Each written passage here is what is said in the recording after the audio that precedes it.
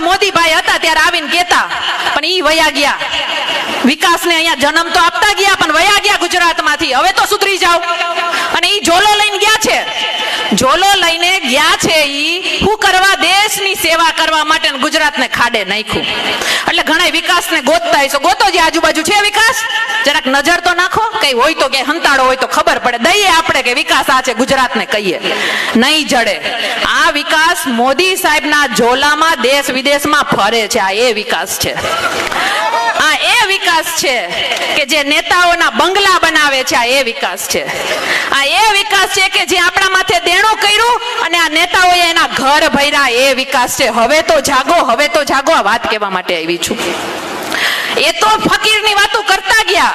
આ ભાજપ વાળા ફકીરીની વાતો કરતા ગયા, ફકીર બનતા ગયા અને કટોરો, ભીખ માંગવાનો કટોરો તો આપણા હાથમાં દેતા ગયા કે માંગો હવે ભીખ અમારી પાસે.